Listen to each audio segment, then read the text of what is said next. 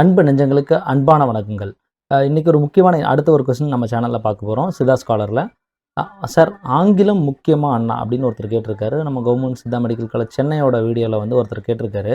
And இதில் வந்து ரொம்ப முக்கியமான ஒரு விஷயமா நம்ம பார்க்க வேண்டியது, நம்ம சித்தான்ற சிலபஸ் பொதுவாகவே மேக்ஸிமம் வந்து ஒரு 50% வந்து உங்களுக்கு வந்து தமிழ்லையும், ஒரு 50% ஆங்கிலம் சார்ந்த விஷயங்களையும் நம்ம படிக்கிற மாதிரி இருக்கும். இதுவே தமிழ்நாடு அல்லாத கேரளா போன்ற ப்ரைவேட் காலேஜஸ் அங்கேயும் நம்ம சித்தா ரிலேட்டடாக கோர்சஸ் இருக்கு இல்லையா? சாந்தகிரி சித்தா மெடிக்கல் காலேஜ்னு சொல்லிட்டு ஒரு காலேஜ் வந்து இங்கிலீஷில் மைல்டாக ஒரு சில விஷயங்கள் இங்கிலீஷ்லேயும் அண்ட் அங்குள்ள டெக்ஸ்ட்டு சாங்ஸ் எல்லாமே தமிழில் படிக்கிற மாதிரி தான் இருக்கும். அங்கெல்லாம் மேக்ஸிமம் ஒரு 70% இங்கிலீஷ்லையும் 30% தமிழில் படிக்கிற மாதிரி இருக்கும். ஸோ இதுதான் நம்மளோட எஜுகேஷனோட ரொம்ப பேசிக்கான ஒரு விஷயம்.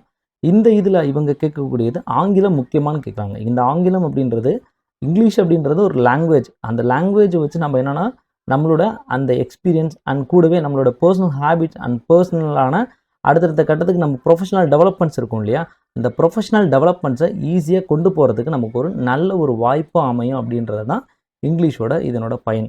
ஒரு சிலவங்க சொல்லுவாங்க, சார் நான் படிக்க போகிறேன், நல்லா படிக்க போகிறேன், படிச்சுட்டு நான் ப்ராக்டிஸ் மட்டும் தான் பண்ண போகிறேன், எனக்கு ப்ராக்டிஸை தவிர்த்து வேறு எந்த விஷயமும் நான் வேண்டாம்னு நினைக்கிறேன், இந்த சமயத்தில் நான் இங்கிலீஷ் தேவைன்னு கேட்டால் நான் இப்போதைக்கு சொல்வேன், அந்த ப்ராக்டிஸ் அப்படின்றது இப்போ நீங்கள் எக்ஸாம்பிள் வந்து ப்ராக்டிஸ் அப்படின்னு நீங்கள் நினைக்கிறீங்க.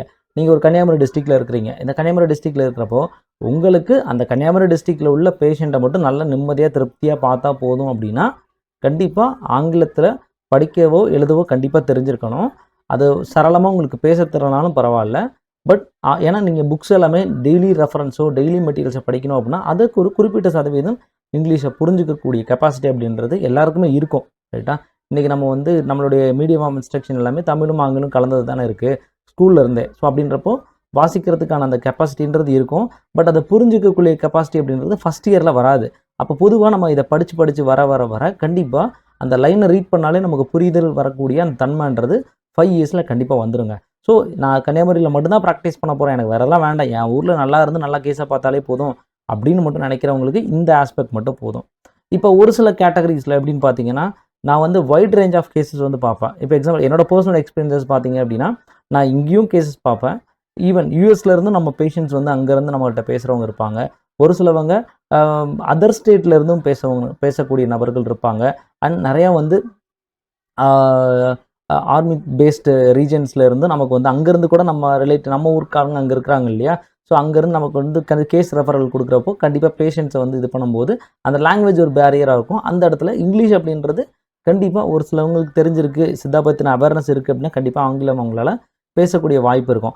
அப்படியும் பேச வாய்ப்பு இல்லை அப்படின்னா அவங்க ஓன் லாங்குவேஜில் பேசிட்டு நியர்பையில் உள்ள பர்சனை வச்சு நம்ம கேட்குற கொஸ்டின்ஸ் அண்ட் இதை வந்து ட்ரான்ஸ்லேட் பண்ணி நம்மள்ட்ட வந்து அவங்க நம்ம ஓன் தமிழ் லாங்குவேஜ் பீப்புள் யாராவது இருந்தாங்கன்னா ட்ரான்ஸ்லேட் பண்ண சொல்லுவோம். இப்படி தான் ரியாலிட்டி நடக்கும். ஓவர் த பார்டர் நான் கிராஸ் பண்ணி என்னோட ப்ராக்டிஸ் நம்மளோட சித்தா மெடிசன்ஸை இன்னும் கொண்டு போகணும்னு நினைக்கிறீங்கன்னா இங்கிலீஷ் வந்து ஒரு எசென்ஷியலான ஒரு பார்ட்டாக இருக்கும்.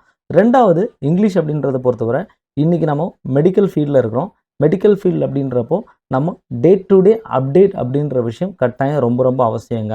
இந்த அப்டேட்ஸை தெரிந்து கொள்வதற்காக கட்டாயம் நம்ம என்ன பண்ணணும் அப்படின்னா இந்த ஒரு விஷயத்தை கண்டிப்பாக இங்கிலீஷ் அப்படின்ற விஷயத்தை படிக்கக்கூடிய வழக்கத்தை கண்டிப்பாக கற்றுக்கொள்ள வேண்டும்.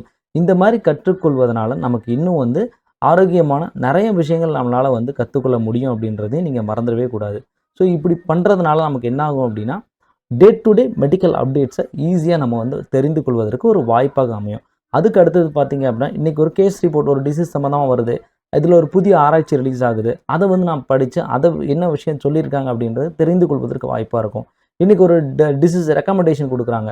இன்றைக்கி நீங்கள் நினைக்கிறீங்க ஒரு பிளட் ப்ரெஷர் ஹைப்பர் டென்ஷனோ அல்லது லிவர் சார்ந்ததோ அல்லது ஆர்த்தரைட்டிஸோ எந்த டிசீஸ் எடுத்தாலும் சரி இதுக்குன்னு ஒரு ஸ்டாண்டர்ட் ரிசர்ச் குரூப் அப்படின்ற ஒரு குரூப் இருக்கிறாங்க. இந்த குரூப்ஸ் எல்லாமே என்ன பண்ணுவாங்க, டெய்லி இயர்லி ரெக்கமெண்டேஷன்ஸை வந்து ரிலீஸ் பண்ணிட்டே இருப்பாங்க. இப்போ போன வருஷம் பார்த்தீங்கன்னா 120 180 அப்படின்ற ஒரு பிளட் ப்ரெஷர் நார்மல் ரேஞ்ச் சொல்லியிருந்தா அடுத்த வருஷம் 125 90 அப்படின்ற ரேஞ்சுக்கு மாற்றுறாங்க இல்லையா? ஸோ இந்த மாதிரி ரெக்கமெண்டேஷன் எப்படி தெரியுது? ஸோ ஜாமாவோ அல்லது இதுக்கான ஒரு யூரோப்பியன் ஆர்கனைசேஷனோ இவங்க எல்லாமே இந்த அப்டேட்ஸை கொடுக்கும்போது நம்ம அதை ரீட் பண்ணாதான் இன்றைக்கி கரண்ட் ட்ரெண்டில் எது நார்மல் வேல்யூ அப்படின்றத நம்மளால் டைரக்ட் அப்டேட்ஸை வந்து தெரிந்து கொள்ள முடியும். ஏதாவது புக்கில் படித்து தெரிஞ்சுக்கிறது அப்படின்றது அடுத்த கட்டமாக இருந்தாலும் டைரெக்டாக தெரிந்து கொள்வது அப்படின்ற ஒரு விஷயத்தை நம்ம வச்சுக்கிட்டோம் அப்படின்னா நம்ம டே டு டே அப்டேட்ஸை ஈஸியாக நம்மளால் தெரிந்து கொள்ளவும் புரிந்து கொள்ளவும் முடியும் அப்படின்றத மறந்துடவே கூடாது. இதுக்கு அடுத்தது பார்த்தீங்க அப்படின்னா, ஒரு கான்ஃபரன்ஸுக்கு போகிறீங்க, நம்ம சித்தா சிஸ்டம் ரிலேட்டடாக நீங்கள் ஒரு விஷயத்தை பண்ணியிருக்கீங்க, ஆயுஷ் சிஸ்டம் ரிலேட்டடாக ஆயுர்வேதா பீப்புள்ஸ் கூட இது சூட் ஆகும். ஏதாவது ஒரு விஷயம் நீங்கள் வந்து பண்ணிகிட்டு இருக்கிறீங்க, இந்த விஷயத்தை நீங்கள் வந்து ப்ரெசென்ட் பண்ணணும்னு நினைக்கிறீங்க. உங்களோட ப்ரோக்ராம் அல்லது கான்ஃபரன்ஸ் வந்து டெல்லியில் இருக்குது. ஸோ அங்கே போய் ப்ரெசென்ட் பண்ணுறப்போ இங்கிலீஷ் ஒரு முக்கியமான லாங்குவேஜாக இருக்கும். ஸோ நம்ம எப்போவுமே என்னென்னா லிமிட்டட் அப்படின்ற விஷயத்தை வச்சுக்காம, நான் தமிழ் மட்டும்தான் அப்படின்றத வச்சுக்காம, இன்னொரு அடிஷ்னல் லாங்குவேஜ் ஒரு விஷயம் வச்சுக்கிறது நமக்கு ஒரு எக்ஸ்பீரியன்ஸை கொடுக்கும். நம்மளோட ப்ரொஃபஷனல் எக்ஸ்பீரியன்ஸ் அண்ட் ப்ரொஃபஷனல் க்ரோத்தை வந்து கண்டிப்பாக கொடுக்கும் அப்படின்றத நீங்கள் மறந்துடவே கூடாது. ஸோ இதை வச்சு ஒரு ஃபோக்கஸ் பண்ணி உங்களோட ஸ்ட்ரக்சரை பிளான் பண்ணுங்கள். கண்டிப்பாக உங்களுக்கு இன்னும் நிறையா இந்த விஷயங்களை வந்து ஷேர் பண்ண தயாராக இருக்கிறோம். அண்ட் கண்டிப்பாக இந்த மாதிரியான ஓப்பன் கொஸ்டின்ஸ் வந்து கேட்குறப்ப எங்களுக்கு ரொம்ப சந்தோஷமாக இருக்குது. கண்டிப்பாக இது முக்கியம்தான். அது எந்த இடத்துல உங்களோட தேவையின் பொறுத்து கண்டிப்பாக முக்கியம் அல்ல அப்படின்றத டிசைட் பண்ண வேண்டியது அவசியம். என்னோட பார்வையில் இங்கிலீஷ், ஆங்கிலம் அப்படின்றது கண்டிப்பாக வேணும் அப்படின்றத என்னோட ஃபைனல் டெசிஷன் அப்படின்றத சொல்லி விடைபெறுகிறேன். நன்றி, வணக்கம்.